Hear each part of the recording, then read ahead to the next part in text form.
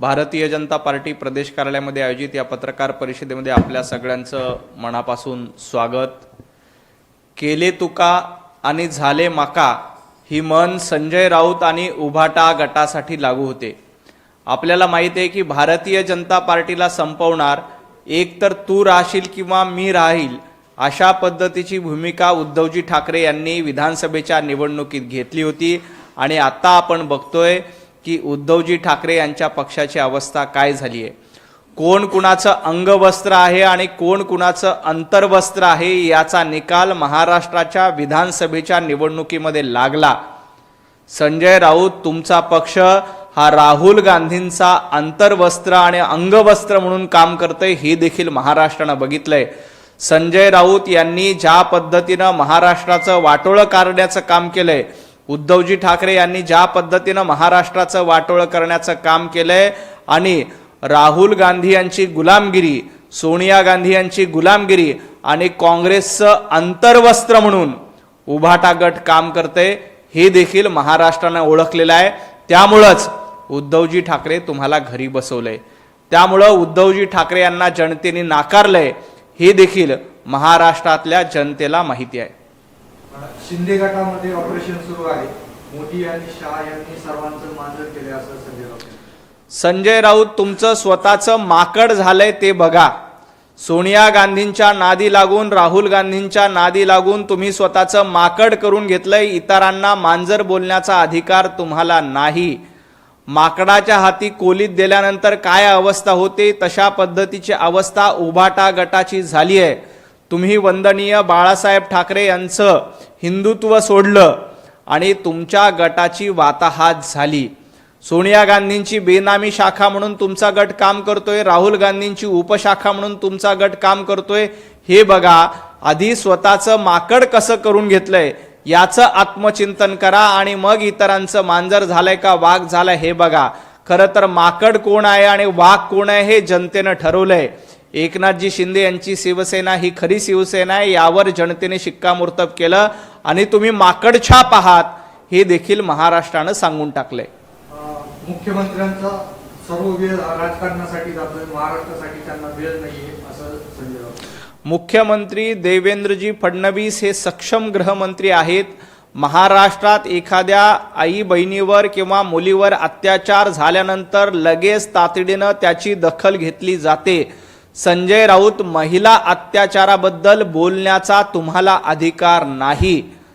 आमच्या पाटकर नावाच्या भगिनीबद्दल तुम्ही काय काय अपशब्द वापरले होते हे पाटकर फाईल्समध्ये महाराष्ट्रानं बघितलंय।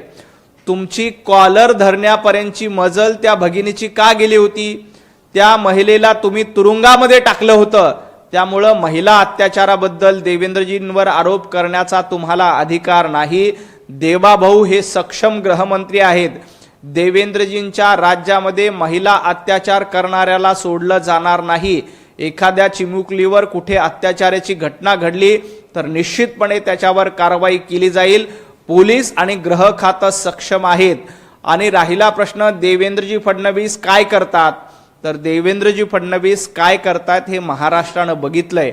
देवेंद्रजी फडणवीस घरामध्ये बसून फेसबुक लाईव्ह करत नाहीत।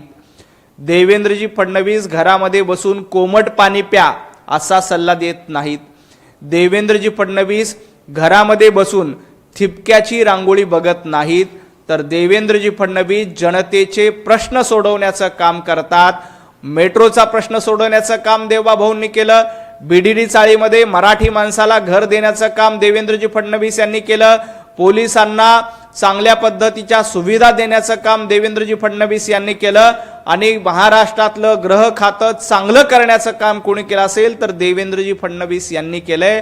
उद्धवजी ठाकरे यांनी केलेलं एक काम दाखवा आणि कायदा सुव्यवस्थेच्या गप्पा संजय राऊत यांनी मारू नये।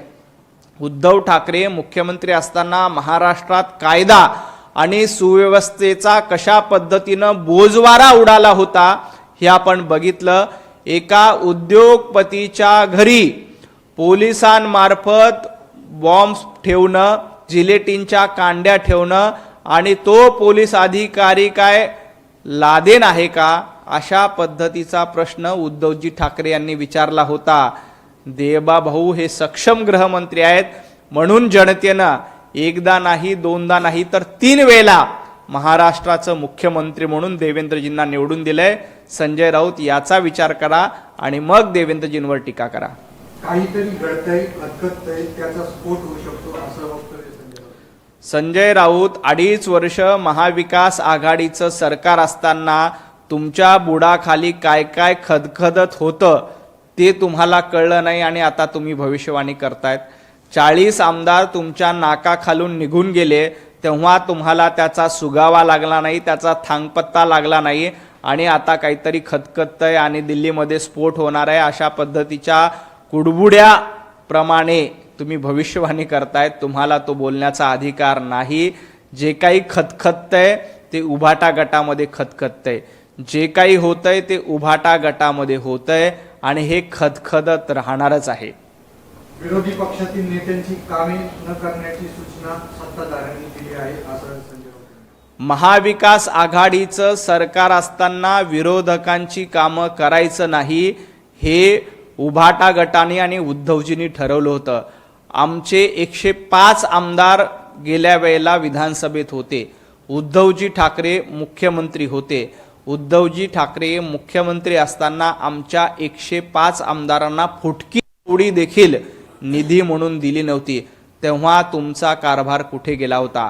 आमच्या 12 आमदारांना 1.5 वर्षासाठी निलंबित केलं होतं.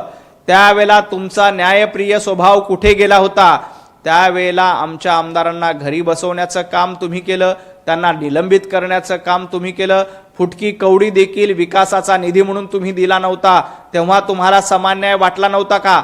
आमच्या आमदारांना, आमच्या खासदारांना जेव्हा निधी नाकारला तेव्हा सगळं काही अलबेल होतं आणि आता जेव्हा ती वेळ स्वतःवर आल्यानंतर रडत बसताय. संजय राऊत पुढची 5 वर्ष नाही तर 25 वर्ष तुम्हाला रडत बसावं लागणार आहे. आरोप असलेले नेतेच भाजपच्या गळाला लागलेले विरोधी पक्षातील नेत्यांना विकासाची संधी भेटत नाही. संजय राऊत तुमच्या नाकाला शेंबूड लागलाय तो आधी बघा. ज्या पद्धतीनं पत्राचाळीमध्ये तुमच्यावर आरोप झालेत, पत्राचाळ घोटाळ्यामध्ये तुम्हाला 100 दिवसाचा तुरुंगवास झाला, तुम्ही काय धुतल्या तांदळाचे आहात का? ज्या पद्धतीनं पत्राचाळीमध्ये मराठी माणसांची घरं लुटण्याचं काम संजय राऊत यांच्या मार्फत केलंय, महाराष्ट्रातला आरोपी नंबर 1 कोण असेल तर संजय राऊत आहेत. कारण पत्राचाळीमध्ये सर्वसामान्य मराठी माणसांची घरं लाटणारे संजय राऊत आहेत. आमच्या पाटकर नावाच्या भगिनीला शिवीगाळ करून महिलेला त्रास देणारे संजय राऊत आहेत. त्यामुळं आरोपी नंबर 1 संजय राऊत आहेत आणि आपण स्वतः धुतल्या तांदळाचे नसताना, आपल्या नाकाला खंडीभर शेंबूड लागलेला असताना इतरांवर टीका करण्याचा अधिकार संजय राऊत यांना उरलेला नाही. राज्यसभेतील क्रॉस वोटिंग हे भारतीय जनता पार्टीने पैसे वापरून केलेले, मुंबईतून पैशासाठी काही पैसे घेतले असा आरोप संजय राऊत. संजय राऊत तुमच्या दादर मधल्या फ्लॅटमधनं तुम्ही कशा पद्धतीनं बसून वसुली करता, कोणाकडनं किती रुपये घेतले हे महाराष्ट्राला माहिती आहे. 2.5 वर्ष सरकार असताना वसुलीचं रॅकेट संजय राऊत यांनी दादरमधल्या फ्लॅटमध्ये बसून केलं होतं. करोडो रुपयाची खंडणी वसूल करण्याचं काम हे उबाटा गटाच्या माध्यमातून सातत्यानं होतंय. स्वतः त्यावेळच्या पोलीस अधिकाऱ्याने देखील आरोप केले होते की 100 कोटी रुपयाची वसुली संजय राऊत यांच्या काळामध्ये, उबाटाच्या काळामध्ये महाराष्ट्रात होत होती. आणि संजय राऊत हे त्यावेळेला दादरमधल्या त्यांच्या फ्लॅटमध्ये बसून वसुली देखील करत होते. हे देखील लोकांनी ओळखलं, म्हणून संजय राऊत आणि उभाटा गटाची ही अवस्था केली. सातत्यानं जनतेला त्रास द्यायला, जनतेला लुटायचं, खंडणी वसूल करायची, हे उभाटा गटाचं आणि संजय राऊत यांचं धोरण आहे. आणि या धोरणाला वैतागूनच विधानसभेच्या निवडणुकीत उद्धवजी ठाकरे तुम्ही 90 जागा लढलात. 90 पैकी फक्त 20 जागांवर तुम्हाला विजय मिळवता आला. जिल्हा परिषदेच्या निवडणुकीला तुम्हाला भोपळा देखील फोडता आला नाही.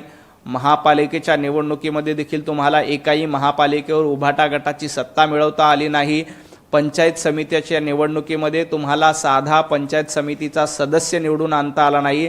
त्यामुळे आपल्या पक्षाची काय अवस्था आहे, आपल्या पक्षाने कशा पद्धतीने वसुली सुरू केली होती, त्यामुळे जनतेनं तुम्हाला घरी बसवलं हे बघा. आज संजय राऊत यांनी आणखी एक विधान केलंय. संजय राऊत असं म्हणाले की प्रसाद लाड यांच्या लग्नाला उद्धवजी ठाकरे गेले, परंतु त्याच प्रसाद लाड यांनी शिवसेना भवनाबद्दल अपशब्द वापरले हे मी विसरलो नाही. याचा अर्थ उद्धवजी ठाकरे जे वागले ते चुकीचं होतं हे सांगण्याचं काम संजय राऊत करतायत. उद्धवजी ठाकरे यांच्यापेक्षा संजय राऊत स्वतःला मोठं समजतायत. संजय राऊत असं म्हणाले की शिवसेनाबद्दल प्रसाद लाड यांनी जे वक्तव्य केलं तो शिवसैनिक म्हणून मी विसरलेलो नाही. याचा अर्थ उद्धवजी ठाकरे यांना त्यांनी इशारा दिलाय की तुम्ही ते विसरला असाल शिवसैनिक म्हणून, पण मी विसरलो नाही. संजय राऊत स्वतःला उद्धवजी ठाकरे यांच्यापेक्षा मोठं समजतात.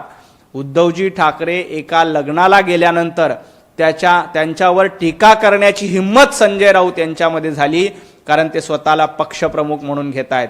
याआधी देखील मी सांगितलं होतं की उभाटा गटामध्ये 2 गट पडलेत. एक आदित्य ठाकरेंचा गट आहे आणि दुसरा संजय राऊत यांचा गट आहे. आणि आज ते जाहीरपणे पत्रकार परिषदेच्या माध्यमातून उघड झालंय. प्रसाद लाड यांच्या कुटुंबातील लग्नाला गेल्याबद्दल संजय राऊत यांनी उद्धवजी ठाकरे यांच्यावरच आक्षेप घेतलेला आहे. संजय राऊत यांना वाटतंय की प्रसाद लाड यांच्या कुटुंबातील लग्नाला उद्धवजी ठाकरे गेले नाही पाहिजे, अशा पद्धतीची भूमिका जाहीर पत्रकार परिषदेत घेऊन उद्धवजी ठाकरे यांच्या विरोधात शड्डू ठोकण्याचं काम संजय राऊत यांच्याकडनं केलेलं आहे.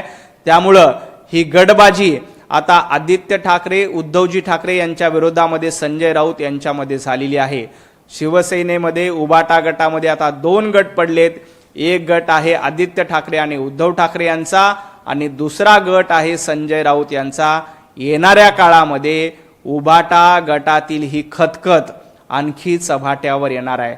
आज संजय राऊत यांनी उद्धवजी ठाकरे यांच्यावर तोफ डागून त्याची सुरुवात केली. येणाऱ्या काळामध्ये उद्धवजी ठाकरे यांच्या नेतृत्वावर, उद्धवजी ठाकरे यांच्या कार्यपद्धतीवर संजय राऊत अशाच शंका उपस्थित करतील आणि उद्धवजी ठाकरे यांचं नेतृत्व बदनाम करण्याचं काम संजय राऊत यांच्या मार्फत होईल. कारण उद्धवजी ठाकरे यांना बदनाम करण्याची सुपारी संजय राऊत यांनी काँग्रेसकडनं घेतली आहे. महाराष्ट्रात उद्धवजी ठाकरे, आदित्य ठाकरे यांचं नेतृत्व संपवायचं आणि सगळं काही महाराष्ट्राचं राजकारण काँग्रेसच्या अवतीभोवती नेऊन खेळवायचं, हा संजय राऊत यांचा धूर्तपणा आहे. त्याची सुरुवात संजय राऊतांनी आज केलेली आहे. खूप खूप धन्यवाद. एबीपी माझा, उघडा डोळे बघा नीट.